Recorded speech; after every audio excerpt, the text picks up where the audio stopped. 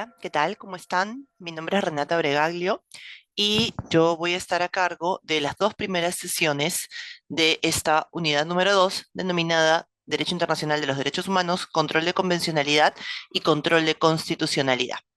En esta primera sesión conversaremos acerca de los fundamentos de la incorporación del derecho internacional de los derechos humanos en el ordenamiento jurídico peruano. Cuando hablamos de la incorporación o la relación entre el derecho internacional de los derechos humanos en el ordenamiento jurídico peruano, estamos hablando de la interacción entre el derecho internacional y el derecho interno, y específicamente el derecho internacional dedicado a la protección de los derechos humanos.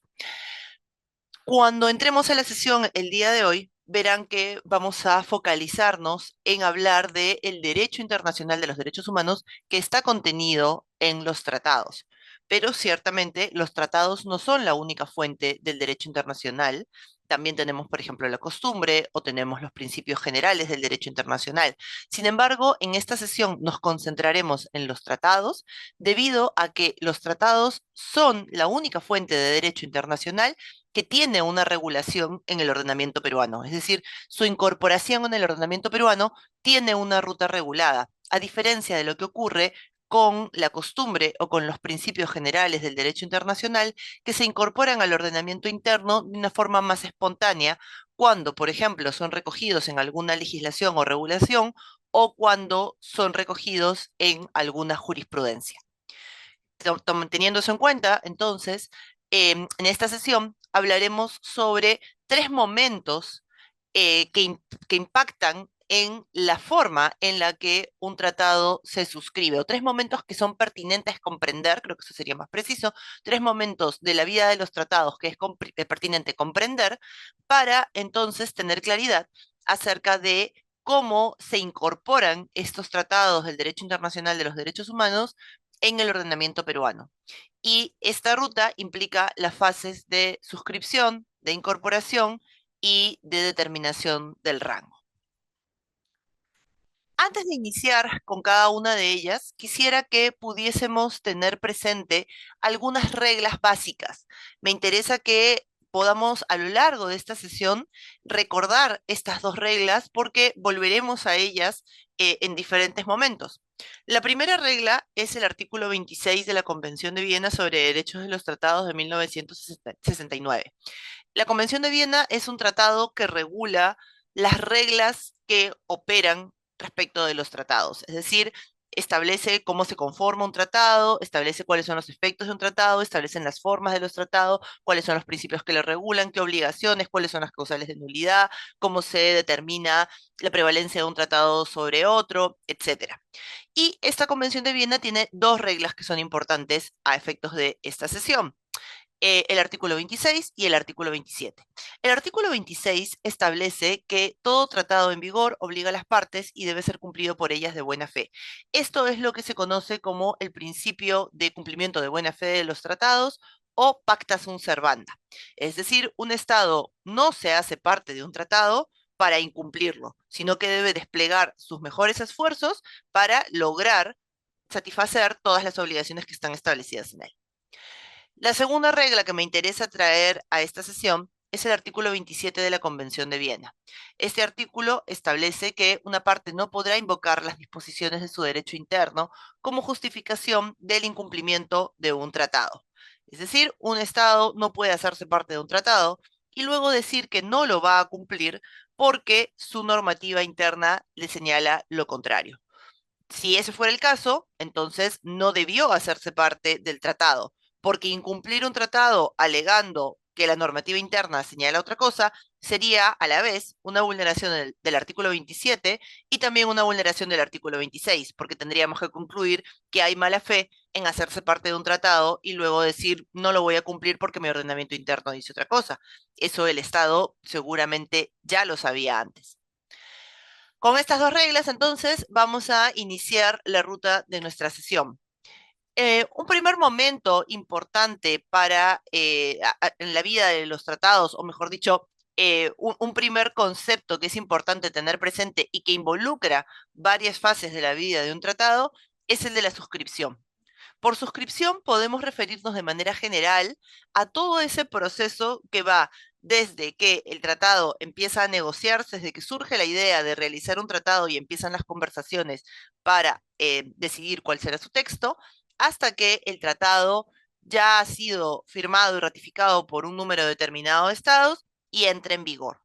Entonces, en este gran momento de la suscripción, tenemos la fase de negociación. El tratado, como decía, se negocia, los estados dialogan para decidir cuál será el texto del tratado.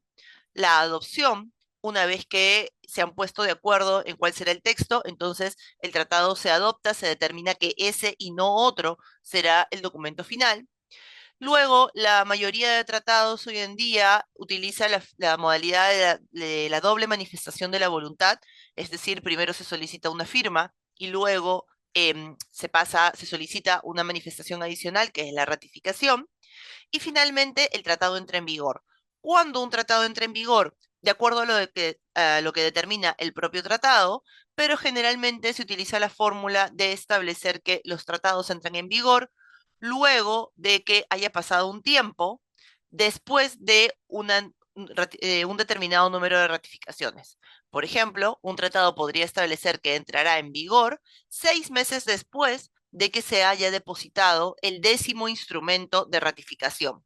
No todos los tratados tienen la misma regla, pero generalmente sí piden un número mínimo de ratificaciones y luego establecen un periodo de tiempo.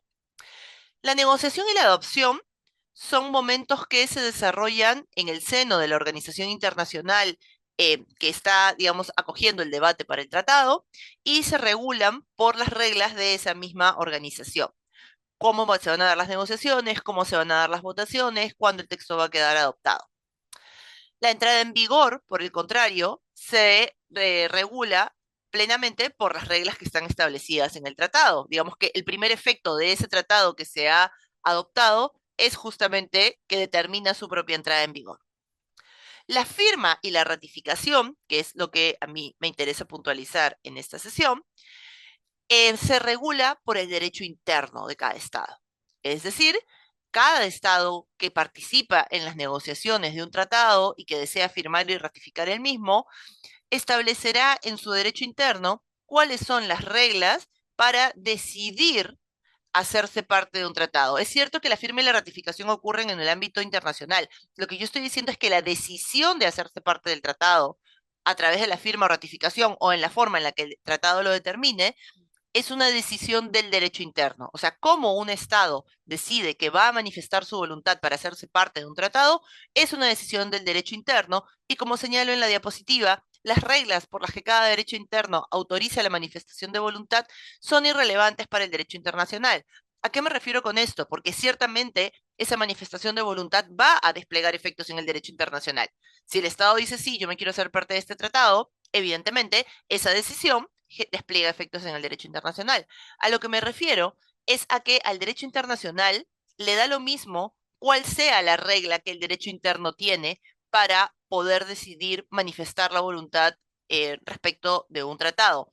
El derecho interno no le va a imponer, el derecho internacional, perdón, no le va a imponer a los estados una única forma para decidir hacerse parte del tratado. Eso es algo que está dejado a la soberanía de cada estado. Lo único que al derecho internacional le importa es que cuando se manifestó esa voluntad a través de la firma o ratificación, entonces el Estado queda vinculado a ese tratado.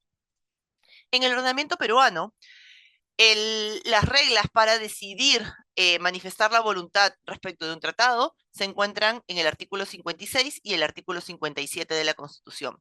Y una lectura conjunta de estos dos artículos nos permitiría concluir que en el Perú existen tres formas o tres procedimientos o mecanismos o modalidades de manifestación de la voluntad de un Estado respecto de un tratado.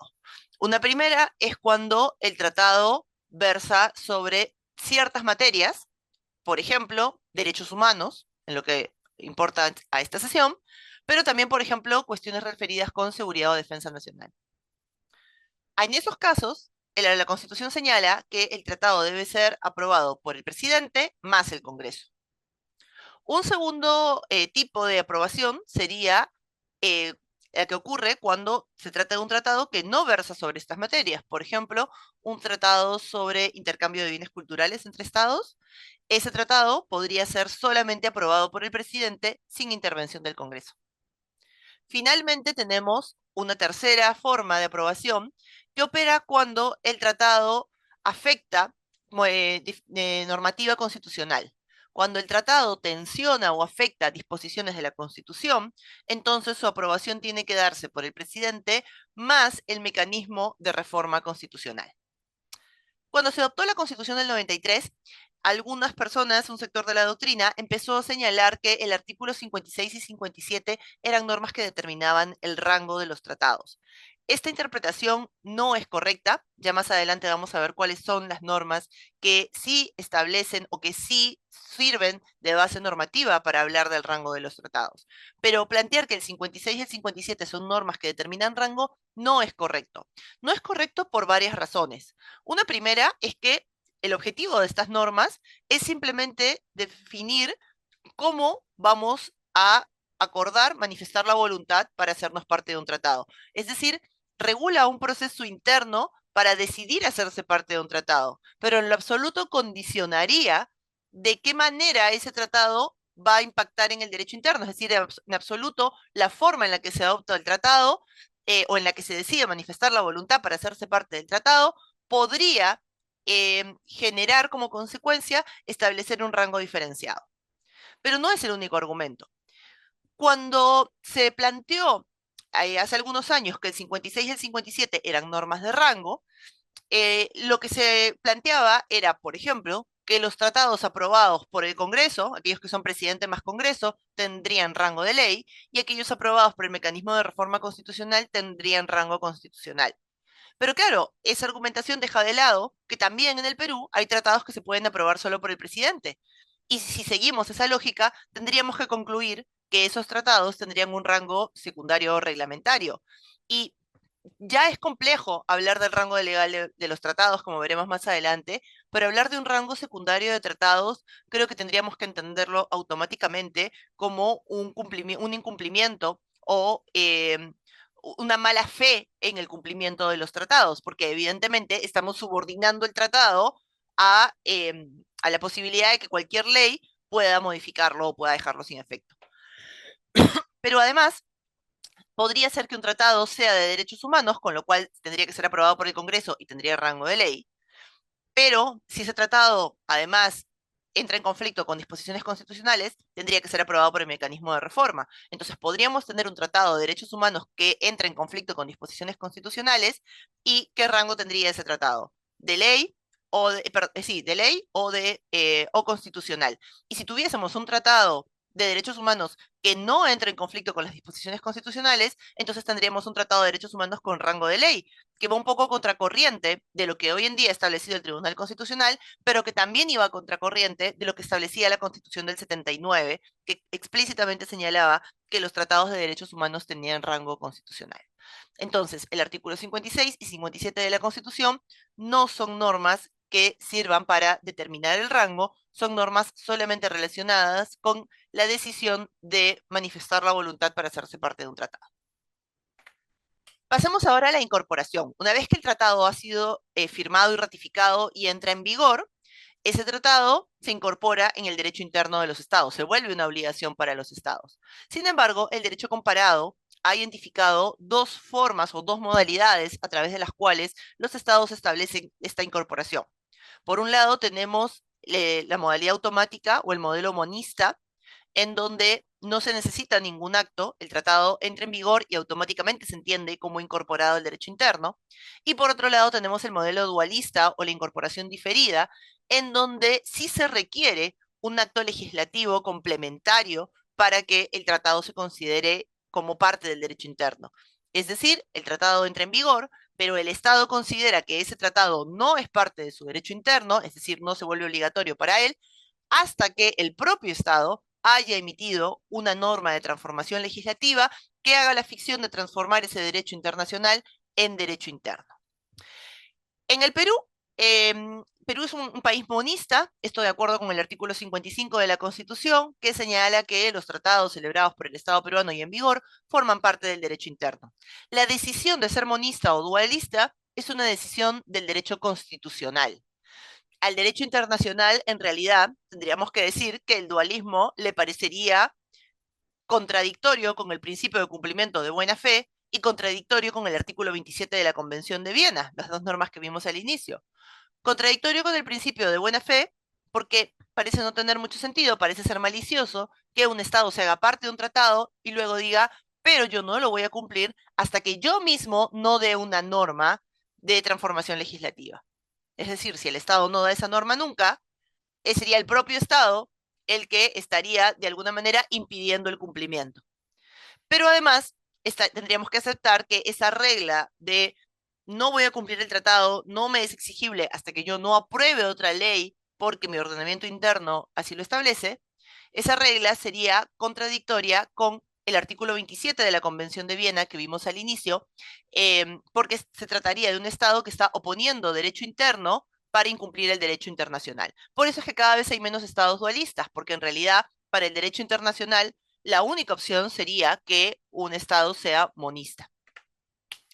Finalmente, podemos hablar del rango. El rango implica que una vez que ese tratado se incorporó en el derecho internacional, tenemos que ver si entra con rango constitucional, legal o reglamentario.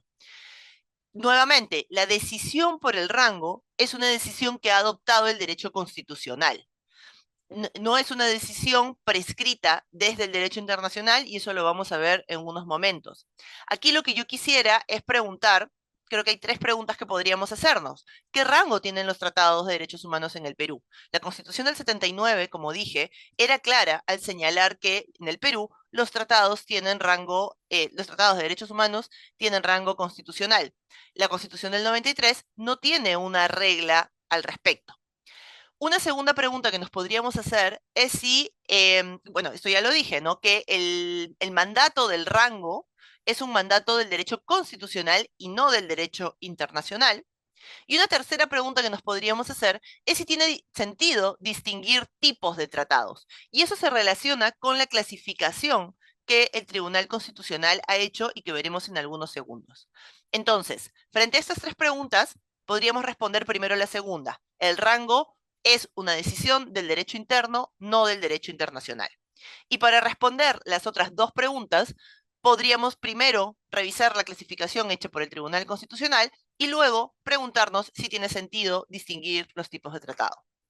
¿Qué ha dicho el Tribunal Constitucional? En el caso Nina Quispe, el Tribunal Constitucional, en ausencia de una norma expresa que determine el rango de los tratados en la Constitución peruana, estableció que los tratados de derechos humanos tienen rango constitucional. Los ubicó en la primera categoría, en donde en primer grado está la Constitución, en segundo grado las leyes de reforma y en tercer grado los tratados de derechos humanos. ¿Cuál es la base normativa de esta postura? La cuarta disposición final y transitoria y el artículo 3 de la Constitución. La cuarta disposición final y transitoria que establece que la Constitución se interpreta a la luz de la Declaración Universal de Derechos Humanos y los tratados en la materia, y el artículo 3 que establece que si un derecho no está recogido en la Constitución, pero está contemplado en un tratado del que el Perú es parte, ese derecho se incorpora al bloque de constitucionalidad. Si eso va a ocurrir, entonces tiene sentido que todo el tratado que contiene ese derecho se incorpore al bloque de constitucionalidad. Además, el Tribunal Constitucional estableció que los otros tratados que no son de derechos humanos tienen rango de ley y esos se ubican en la segunda categoría. ¿Cuál es la base normativa de esta postura? El artículo 200, inciso 4 de la Constitución, que establece que procede la acción de inconstitucionalidad contra normas con rango de ley, entre los que se encuentran los tratados. El 200, inciso 4 no es una norma de rango, o sea, no es una norma que tenga por finalidad determinar el rango, pero tendríamos que aceptar que es la única norma de la Constitución que menciona el rango de los tratados. Por lo tanto, si algún rango tienen los tratados de acuerdo con la Constitución del 93, es rango legal. Y lo que el tribunal estaría haciendo al determinar el rango constitucional de los tratados de derechos humanos es una excepción a esa regla. Con eso entonces tendríamos respondida la pregunta de qué rango tienen los tratados en el Perú. Pero vemos entonces que el Tribunal Constitucional distingue entre tratados de derechos humanos del resto de tratados y les asigna una jerarquía distinta. Y es aquí en donde yo quiero introducir la pregunta de si tiene sentido hacer esta distinción. Y concretamente haría tres subpreguntas más. Si tiene sentido distinguir, entonces, ¿qué es un tratado de derechos humanos? ¿Cómo distingo, cómo identifico un tratado de derechos humanos frente a otro tratado? Si tiene sentido distinguir, lo siguiente que preguntaría es, ¿tiene sentido jerarquizar? Yo podría decir, bueno, yo puedo distinguir qué es un tratado de derechos humanos de otro, pero ¿tiene sentido poner esos tratados en distintos niveles jerárquicos? Y finalmente, preguntaría si para el derecho internacional tiene alguna validez que un Estado declare la inconstitucionalidad de un tratado, porque el artículo 200, inciso 4 lo permite. ¿Qué ocurriría si es que un tratado fuera declarado inconstitucional y cómo eso impactaría en el derecho internacional? Entonces, para responder estas tres preguntas, yo diría, en primer lugar, que no es posible dar una definición cierta de tratado de derechos humanos. Ciertamente la doctrina y la jurisprudencia han intentado a veces o han utilizado a veces la categoría de tratado de derechos humanos, pero lo han hecho, por ejemplo, para fines de saber si acaso la Corte Interamericana de Derechos Humanos puede utilizar este tratado para interpretarlo. O también podemos decir que los tratados de derechos humanos son aquellos que hacen parte de las familias de los sistemas de protección de derechos humanos, el sistema interamericano, el sistema universal. Podríamos también decir que un tratado de derechos humanos es aquel que explícitamente le reconoce derechos a la persona, es decir, un tratado que empieza diciendo toda persona tiene derecho. Pero realmente estos esfuerzos por plantear una definición nunca han estado relacionados con la idea de jerarquizar tratados de derechos humanos o de decir que los tratados de derechos humanos son más importantes. Entonces, no es posible tener una definición cierta de tratado de derechos humanos porque en realidad, si nos ponemos a pensar un poco, el Estado realiza acciones públicas, entre ellas hacerse parte de tratados, pero también cualquier otra acción a nivel interno, con la finalidad de beneficiar a la población que vive en su territorio o que está bajo su jurisdicción.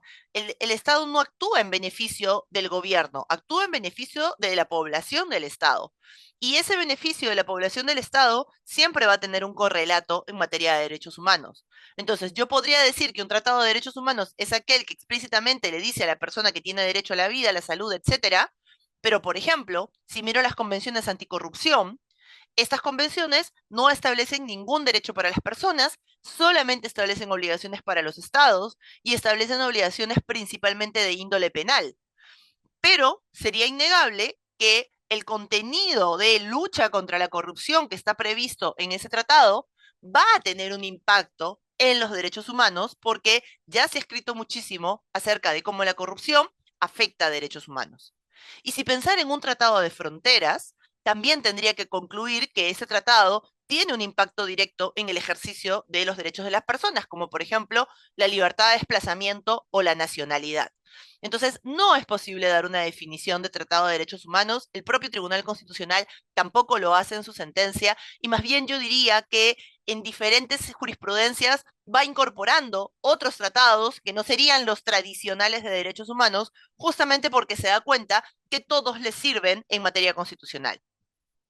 En segundo lugar, para responder a la segunda pregunta, tendríamos que plantear que no existen rangos entre los tratados. El derecho internacional no trabaja con jerarquías. El derecho interno es un derecho de jerarquías, pero el derecho internacional es un derecho de coordinación.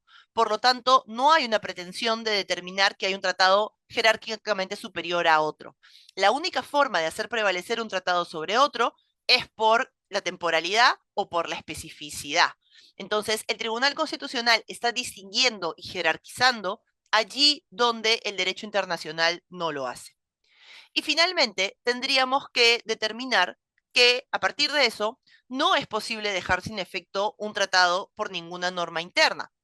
Eh, si justamente los tratados no tienen jerarquía y si justamente no es posible saber qué tratado es superior a otro, pues entonces, ¿cómo podríamos subordinar un tratado a una norma interna? O sea, los tratados no tienen jerarquía, porque justamente están fuera de las reglas de la jerarquía del derecho interno. Entonces, cuando decimos que un tratado va a poder ser declarado inconstitucional, quiere decir que estamos subordinando ese tratado a la jerarquía interna y lo estamos poniendo por debajo de la Constitución. Pero de nuevo, en el derecho internacional no hay jerarquías. Si el Tribunal Constitucional determinase la inconstitucionalidad de un tratado, para el derecho interno ese tratado deja de surtir efectos, pero para el derecho internacional ese tratado es plenamente exigible, porque la única forma de que el tratado ya no sea exigible es que el Estado denuncie el tratado, es decir, deje de ser parte del tratado. Entonces, no tiene un efecto en el derecho internacional la declaratoria de inconstitucionalidad de un tratado. De hecho, el único efecto que tendría es el de determinar o generar claramente responsabilidad internacional, porque el Estado va a decir, ya no tengo que cumplir este tratado porque lo declaré inconstitucional y eso sería un incumplimiento del tratado y un incumplimiento del artículo 27 de la Convención de Viena sobre derechos de los tratados. Entonces, como idea clave de esta sesión, ¿qué podemos decir? Que para el derecho internacional, el único rango posible de un tratado es el de la supraconstitucionalidad. No porque sea una imposición del derecho internacional. Pensemos que estamos hablando de un Estado que soberanamente se hizo parte del tratado y que sabe que se hace parte del tratado para cumplirlo bajo el principio de buena fe. Por lo tanto, pretender subordinar un tratado a que el derecho interno establece otra cosa sería un incumplimiento, sería incumplir este artículo 26 sobre el principio de buena fe y sería desconocer que ese tratado se celebra con otros estados o con otros sujetos de derecho internacional y que por la naturaleza distinta de las obligaciones, justamente porque se trata de un compromiso internacional con otros sujetos de derecho internacional, no se puede subordinar ese compromiso internacional a las reglas del derecho interno. La única manera entonces de que esto funcione es que los tratados tengan rango supraconstitucional. Y cuando digo los tratados, no solamente me estoy refiriendo a lo que podamos entender como Tratado de Derechos Humanos, sino a todos los tratados, porque en realidad todos tienen la misma naturaleza y porque en realidad, como ya vimos, no es posible distinguir qué es un tratado de derechos humanos y qué no es un tratado de derechos humanos, porque al final del día, todos los tratados, así como toda acción del Estado, se va a traducir o debería traducirse en una mejora de las condiciones de vida de las personas. Con eso entonces cierro esta sesión. Les dejo allí una referencia bibliográfica y les recomiendo la lectura del profesor Piero Vázquez sobre la accidentada ruta constitucional de la jerarquía de los tratados en el derecho interno. Muchas gracias.